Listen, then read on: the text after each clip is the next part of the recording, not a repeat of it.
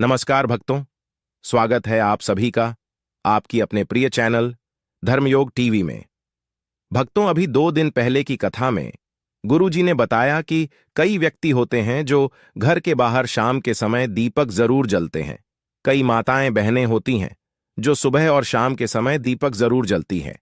पर गुरुजी ने कहा कि कुछ ऐसी गलतियां कर रही हैं महिलाएं कि जिनकी वजह से उनके घर में सुख समृद्धि नहीं रह पा रही है। अगर वह आज की वीडियो देख ली और वह गलतियां आज से ही बंद कर दी तो उनके घर में सदा मां लक्ष्मी का वास रहता है। भक्तों, गुरुजी ने कहा कि 3 से 4 ऐसी गलतियां हैं जो आपको पूजा करके या फिर मुख्य द्वार पर जब आप दीप जलाती हैं तो भूलकर भी ऐसी गलतियां आपको नहीं करना चाहिए। साथ में भक्तों, हम आपको बताएंगे कि शाम के समय दीपक तेल का जलाना चाहिए या फिर घी का दीपक जलाना चाहिए।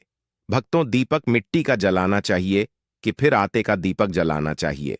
भक्तों, इन सभी सवालों के जवाब हम आपको इस छोटी सी वीडियो के माध्यम से प्रोवाइड कराएंगे।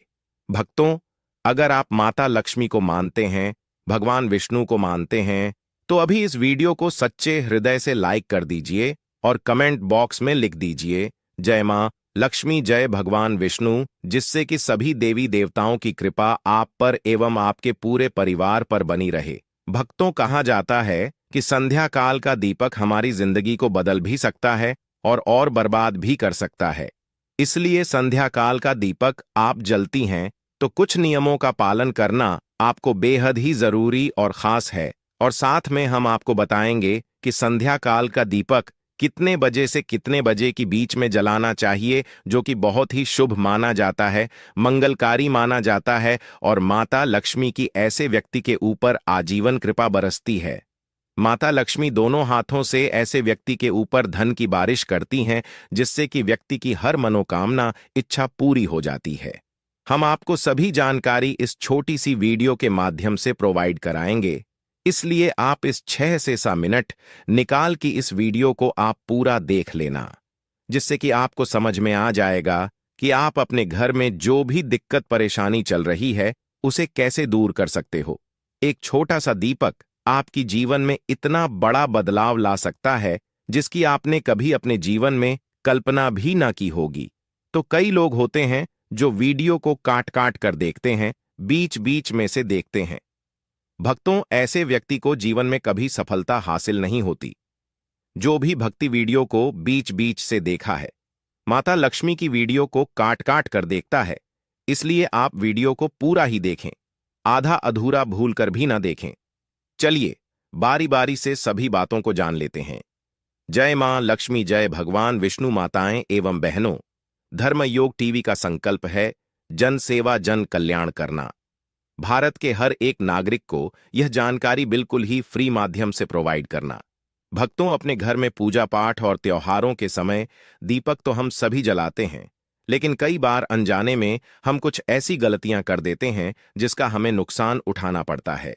इसलिए दीप जलाने से जुड़े नियमों को जानना जरूरी है। धर्म ग्रंथों में दीपक या दिया जलाने का बड़ा महत्व बताया गया है। अर्ग्वेद की माने तो दीप में देवताओं का तेज बसता है। यही कारण है कि पूजा पाठ हो, कोई सांस्कृतिक उत्सव हो या फिर कोई त्योहार, सभी की शुरुआत दीप प्रज्वलित करके ही की जाती है। दीपक या दिए के प्रकाश को ज्ञान का प्रतीक भी माना जाता है, क्योंकि यह अंधकार से उजाले की ओर ले जाता है। यही कारण है शास्त्रों में सुबह शाम घर में दीपक जलाने की सलाह दी जाती है। ऐसा करने से सभी तरह की परेशानियां समाप्त हो जाती हैं, घर में सकारात्मक ऊर्जा आती है और मन को भी शांति मिलती है। इस अनुसार दीप जलाते समय हमें कुछ जरूरी बातों का ध्यान रखना चाहिए। दीप जलाते वक्त इन नियमों का पालन करें। एक, कहां रखें। दीपक ज्योतिष शास्त्र की माने तो पूजा करते समय केवल दीप जलाना ही पर्याप्त नहीं है, बल्कि उसे कहां रखना है यह भी जानना उतना ही जरूरी है। इसलिए दीप को हमेशा भगवान की तस्वीर के ठीक सामने रखना चाहिए। इसके अलावा अगर घी का दीपक जला रहे हैं तो उसे अपने बाएं हाथ की ओर रखें और तेल का दीपक जला रहे हो तो उसे अपनी दाईं ओर रखें। 2, कैसी होनी चाहिए। बाती। बहुत से लोग हर तरह के दीप में एक ही बाती का इस्तेमाल करते हैं, लेकिन घी और तेल की बाती अलग अलग होनी चाहिए। अगर आप घी का दीपक जला रहे हो तो दीप में रुई की बाती रखें, लेकिन अगर तेल का दीपक जलाएं तो उसमें लाल धागे की बाती बनाएं। ऐसा करना शुभ माना जाता है। धर्मयोग टीवी चैनल एकमात्र सा चैनल है जो आपको यह जानकारी बिल्कुल ही फ्री माध्यम से प्रोवाइड करता है। 3 किस दिशा में जलाएं दीपक। बहुत से लोग घर के कोनों में भी दिया जलाते हैं, लेकिन ध्यान रखें कि दीपक को कभी भी पश्चिम दिशा में ना रखें। ऐसा करने से आर्थिक परेशानियों का सामना करना पड़ सकता है। साथ ही दीपक को इस तरह से भी ना रखें कि उसकी रोशनी दक्षिण दिशा की ओर पड़े। शाम के समय घर के मुख्य द्वार पर दीपक जलाना भी शुभ होता है। 4 किस समय जलाएं दीप। जब मन करे तब भगवान की पूजा कर ली या दीपक जला लिया। ऐसा करने से नुकसान हो सकता है, इसीलिए सुबह 5 बजे से लेकर 10 बजे तक और शाम में 5 बजे से 7 बजे के बीच में ही दीप जलाना चाहिए। 5 कैसा हो दीपक। ध्यान रहे कि आप पूजा में जिस दीप का इस्तेमाल कर रहे हो वह कहीं से भी खंडित नहीं होना चाहिए। खंडित दिए में दीप जलाने से देवी लक्ष्मी अपसन हो सकती हैं। साथ ही दीपक जलाने से पहले दिए को अच्छे से साफ कर लें। अगर पूजा करते वक्त किसी कारण दीपक बुझ जाए तो उसे तुरंत दोबारा जलाकर ईश्वर से क्षमा याचना कर लें। आरती में दीपक बुझ जाने से क्या वाकई होता है। अब शकुन आखिर क्या कहते हैं धर्मशास्त्र। क्या पूजा अर्चना के दौरान अचानक दीपक का बुझ जाना वाकई किसी अपशकुन की ओर संकेत करता है, या फिर इसका कोई अन्य अर्थ है? आज हम शास्त्रों के जरिए इस पर आपका ज्ञान वर्धन करते हैं। सनातन धर्म में कई ऐसी महान प्राचीन परंपराएं हैं जो आज भी दुनिया के करोड़ों लोगों का मार्गदर्शन कर रही हैं। इन्हीं में एक परंपरा है दीपक जलाना। शायद ही कोई ऐसा शुभ कार्य होगा जिसकी शुरुआत दीपक जलाकर न की जाती होगी। मान्यता है कि ऐसा करने से जातक को सभी देवी देवताओं का आशीर्वाद प्राप्त होता है और वे जीवन से सभी अंधकार दूर कर देते हैं। लेकिन अगर कभी आरती करते वक्त दीपक बुझ जाए तो यह किस बात का संकेत होता है? भक्तों, हम राशि से जुड़ा हूं भाग्य भी बताती है और भाग में चल रही परेशानियों को दूर करने के लिए उपाय भी बताते हैं। इसलिए आप अपनी राशि भी कमेंट बॉक्स में डाल सकते हैं, जिससे कि अगर आपकी राशि से रिलेटेड कोई भी उपाय होगा तो हम आपको आपके कमेंट के रिप्लाई में बता देंगी।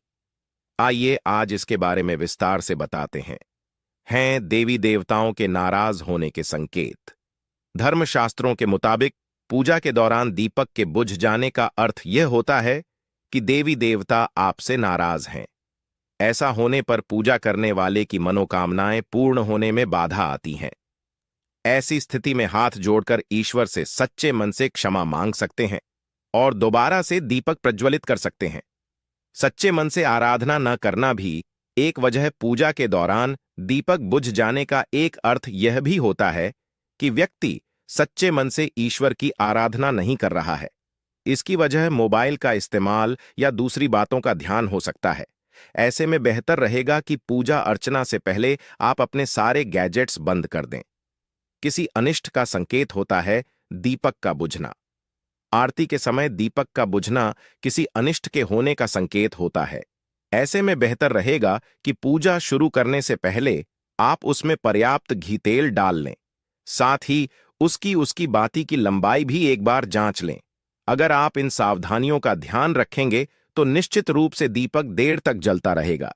दीपक जलाने से पहले कूलर पंखे बंद कर दें।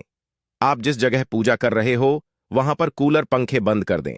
साथ ही यह भी सुनिश्चित करें कि दीपक पर तेज हवा न पड़ रही हो। अगर उस तक तेज हवा आ रही हो तो किसी चीज से उसकी ओट कर दें जिससे वह बुझने ना पाए। पूजा करते समय दिया बुझना अपशकुन है। आरती करते समय किन बातों का रखना चाहिए ध्यान जानिए। क्या कहता है ज्योतिष शास्त्र? पूजा के समय दीपक बुझने के कई संकेत होते हैं। आइए जानते हैं पूजा के समय दीपक बुझना किस बात का संकेत देता है। हिंदू धर्म में कई तरह की धार्मिक मान्यताएं और प्रथाएं हैं।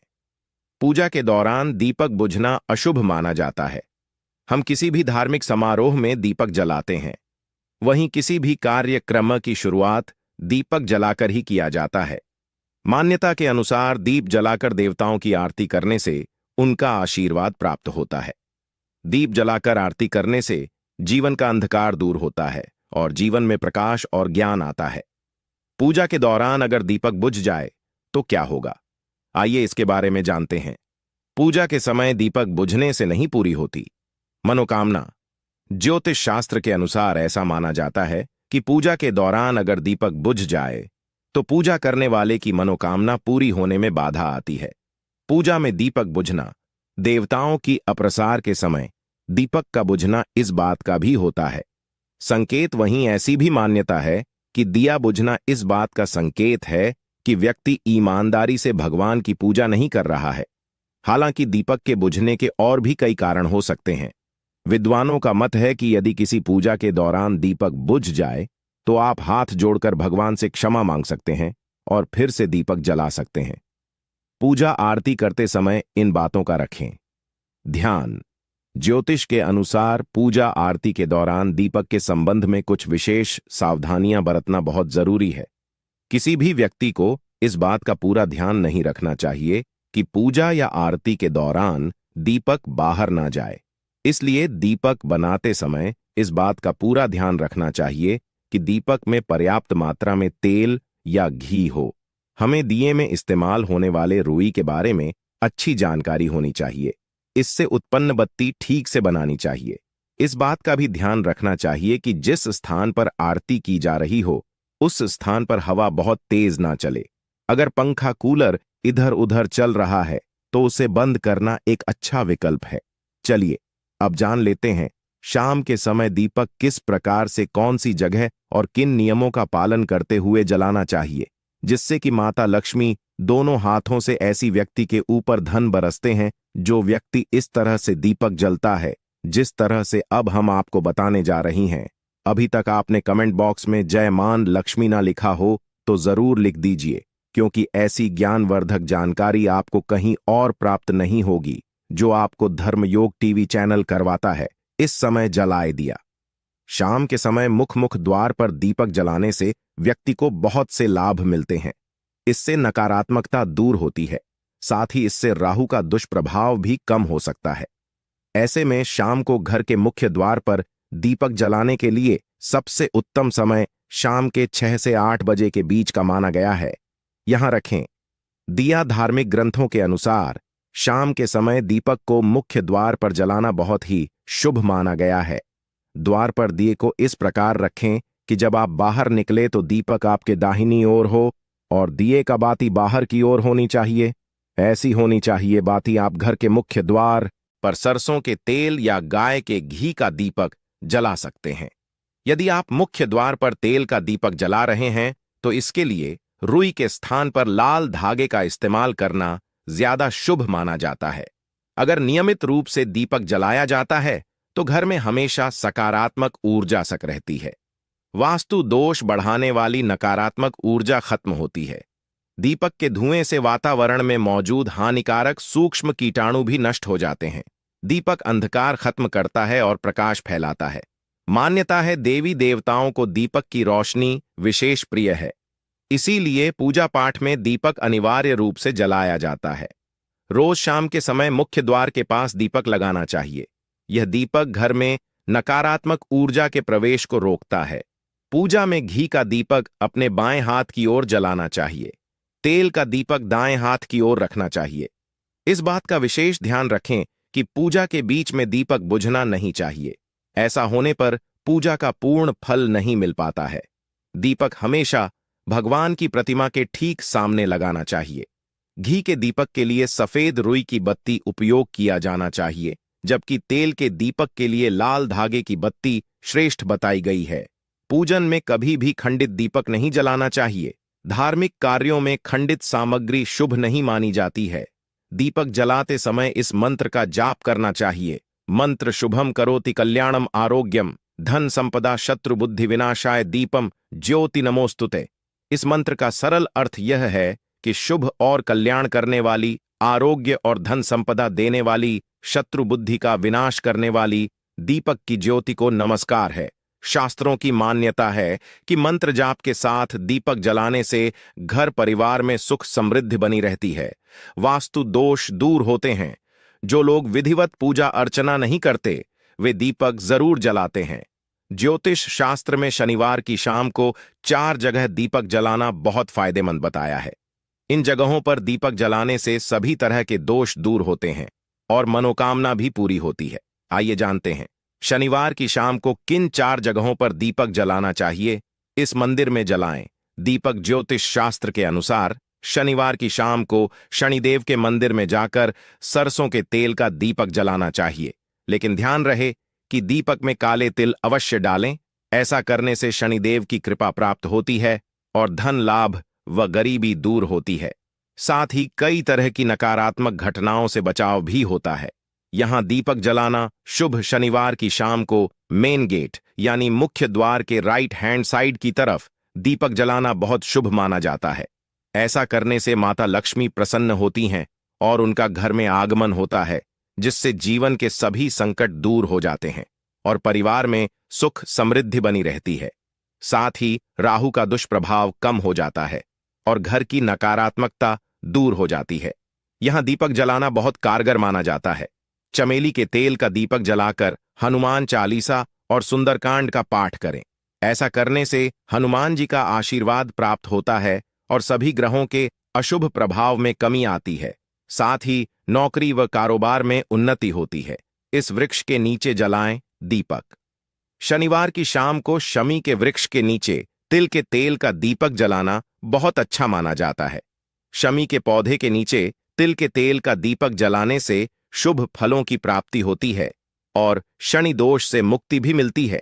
साथ ही बिगड़े हुए काम बनने लगते हैं और हर मुसीबत व परेशानी से छुटकारा मिलता है।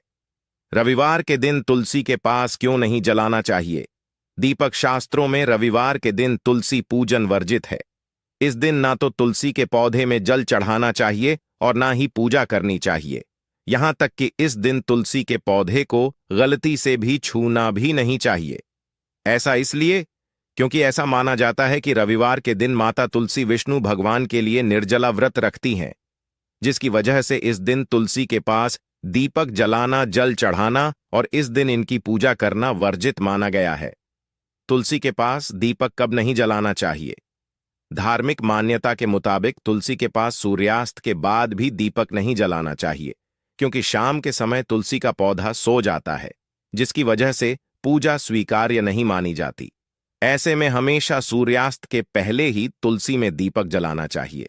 माताएं बहनों, धर्म योग टीवी चैनल आपको कभी कोई गलत जानकारी नहीं देगा, इसलिए आपने अभी तक वीडियो को लाइक ना किया हो, धर्म योग टीवी चैनल को सब्सक्राइब ना किया हो और कमेंट बॉक्स में जय मां लक्ष्मी ना लिखा हो तो अभी जाकर कमेंट बॉक्स में जय मां लक्ष्मी लिख दीजिए। माताएं बहनों, सनातन धर्म में पूजा पाठ में दीपक जलाना एक महत्वपूर्ण कार्य है। यह अग्नि तत्व की उपस्थिति का संकेत देता है। पूजा के अलावा विशेष अवसरों पर भी दीपक जलाए जाते हैं। वास्तुशास्त्र में धर्म के साथ साथ दीपक जलाने के कई फायदे भी बताए गए हैं। अगर दीपक सही समय पर, सही दिशा में, सही तरीके से जलाया जाए तो यह बहुत फायदेमंद होता है। जिस प्रकार प्रत्येक देवता के लिए अलग अलग फल, भोग, फूल, मंत्र आदि होते हैं, उसी प्रकार प्रत्येक देवता को प्रसन्न करने के लिए अलग अलग प्रकार के दीपक भी बताए गए हैं, जैसे घी का दीपक, सरसों के तेल का दीपक, तिल के तेल का दीपक आदि। घी का दीपक कब जलाएं और तेल का उपयोग कब करें? दीपक जलाने के कई फायदे हैं। दीपक जलाने से वातावरण में सकारात्मकता आती है, लेकिन कब कौन सा दीपक जलाना है यह मन में आता है। यानी पूजा में घी का दीपक या तेल का दीपक जलाएं, जिससे आपको दीपक जलाने का पूरा लाभ मिले। घी का दीपक जलाने से देवी देवता प्रसन्न होते हैं। हिंदू धर्म में गाय को बहुत पवित्र और पूजनीय माना जाता है। इसके साथ ही गाय का दूध और गाय का घी भी बहुत पवित्र माना जाता है। इसीलिए पूजा, अभिषेक, भगवान का भोग बनाने में गाय के दूध और गाय के घी का उपयोग करना सर्वोत्तम माना जाता है। इसी तरह गाय के घी का दीपक जलाना भी बहुत शुभ होता है। ऐसा करने से नकारात्मकता और वास्तु दो दूर हो जाता है। वातावरण शुद्ध है, घर में सुख समृद्धि आती है। शाम के समय पूजा स्थान के अलावा मुख्य द्वार पर घी का दीपक जलाने से माता लक्ष्मी बहुत प्रसन्न होती हैं। घी का दीपक भगवान के दाहिनी ओर तथा तेल का दीपक बाईं ओर रखना चाहिए। चमेली और तिल के तेल का दीपक जलाकर बजरंगबली को प्रसन्न किया जाता है।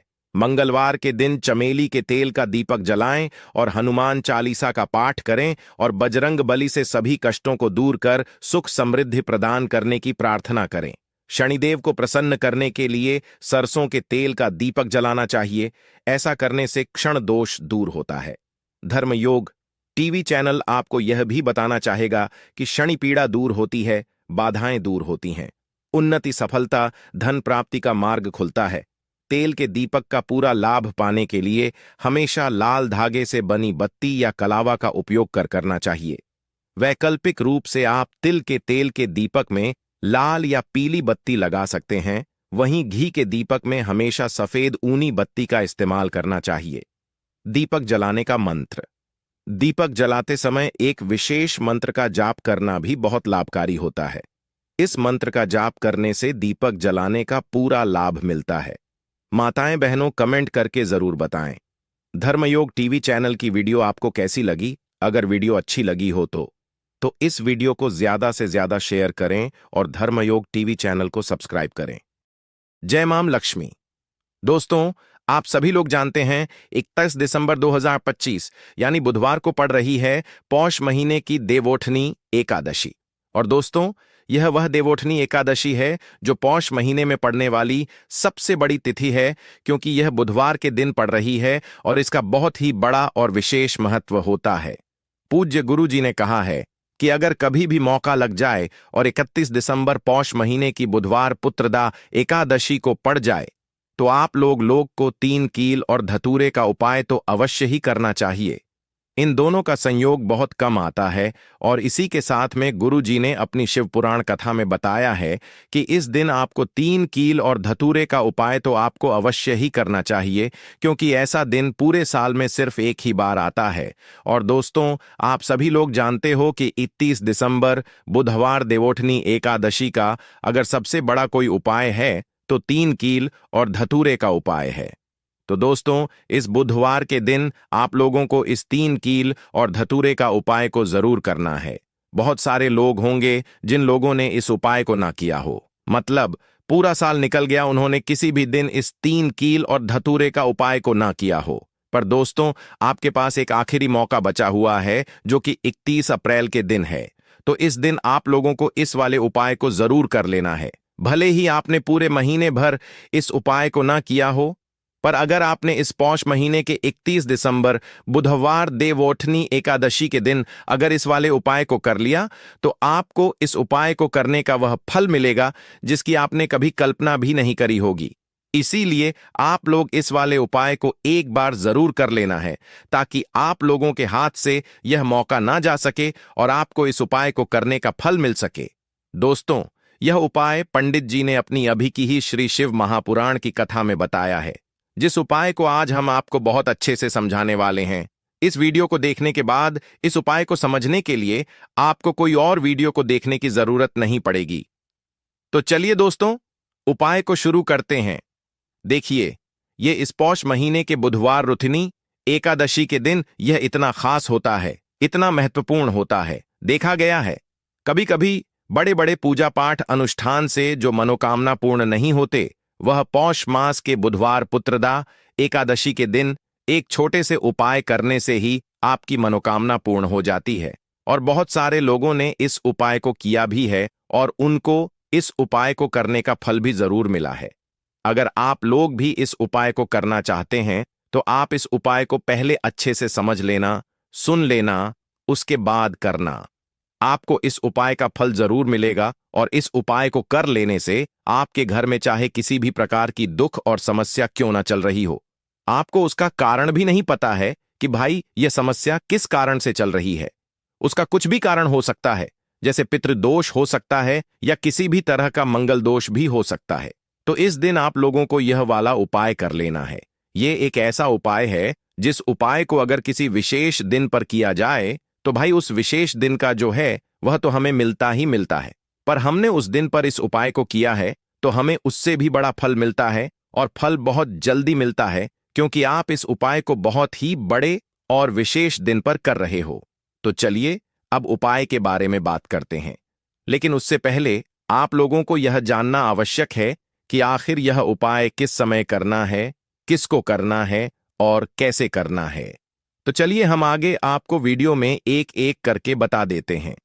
लेकिन उससे पहले अगर आप लोग हमारे चैनल पर पहली बार आए हैं या फिर मेरी आवाज आज पहली बार सुन रहे हैं तो हमारे चैनल श्री श्री शिवाय टीवी को सब्सक्राइब जरूर कर लेना और इस वीडियो को लाइक करके कमेंट बॉक्स में जय मां लक्ष्मी जय भगवान विष्णु जरूर टाइप कर देना। तो दोस्तों, इस 3 कील और धतूरे का उपाय को हमें इस बुधवार देवोठनी एकादशी के दिन कैसे करना है, किसको करना है, किस समय करना है और कहां पर करना है, ये सारे सवालों के जवाब आपको इस वीडियो में मिल जाएंगे। और जो यह वीडियो देखेगा भाई, उसको 3 कील और धतूरे का उपाय जरूर करना चाहिए, क्योंकि इस दिन हल्दी का भी बहुत ही बड़ा और विशेष महत्व होता है। और जब बात आ जाए 3 कील और धतूरे की, तो यह सोने पर सुहागा वाली बात हो जाती है और यह एक बहुत ही बड़ा उपाय हो जाता है इस 31 अप्रैल बुधवार देवो उठनी एकादशी का। तो अब दोस्तों, इस 3 कील और धतूरे का उपाय को आखिर करना किसको है, सबसे पहले हम लोग वह बात जान लेते हैं। तो देखो, घर की जो बड़ी माताएं बहनें होती हैं, उन माताओं बहनों में से कोई भी एक बड़ी माता बहन इस वाले उपाय को कर सकती है। और दोस्तों, अगर आप चाहें तो अपने घर में से सभी सदस्यों को भी इस उपाय को करवा सकते हैं। अगर किसी व्यक्ति की खुद की कोई मनोकामना है, खुद की कोई दुख और परेशानी है जो कि वह अपने लिए ही करना चाहता है, इस वाले उपाय को तो वह खुद अपने लिए भी कर सकता है। बाकी अगर कोई घर में से ऐसा है जो कि अपने पूरे घर परिवार की सुख और शांति के लिए यह वाला उपाय करना चाहता है, तो भाई वह भी कर सकता है।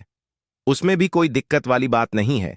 कहने का मतलब यह है कि इस उपाय को हर एक सदस्य भी कर सकता है और पूरे घर परिवार के सदस्य के लिए घर की बड़ी माताओं बहनों में से कोई एक माता बहन भी कर सकती है।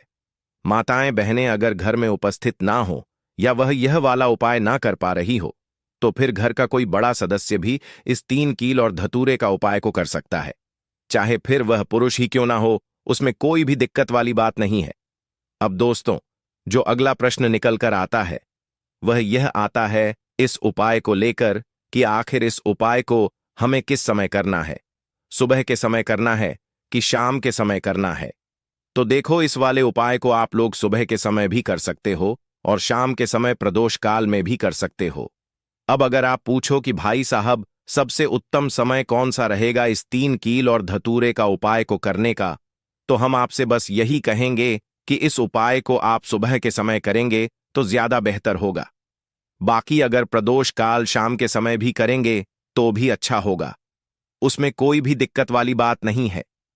तो अब दोस्तों, जो अगली सबसे बड़ी और महत्वपूर्ण बात आती है वह यह आती है कि सुबह अगर हम उपाय को करेंगे तो हमें कितने बजे से लेकर कितने बजे तक के बीच में करना है, और शाम के समय प्रदोष काल में करेंगे तो हमें कितने बजे से लेकर कितने बजे के बीच में करना है। तो देखो, सुबह जितनी जल्दी हो सके आप उपाय को करने की कोशिश करना। बाकी अगर किसी कारणवश लेट भी हो जाओ, थोड़ी देर भी हो जाए, तो 310 या 321 बजे तक भी आप उपाय कर लेना, पर 322 बजे से ज्यादा देरी ना हो, ठीक है? इस बात का ध्यान रखना। उसके बाद में दोस्तों, अगर शाम के समय प्रदोष काल की बात करें, प्रदोष काल का जो समय है होता है वह शाम के 6 बजे से शुरू हो जाता है, मतलब शाम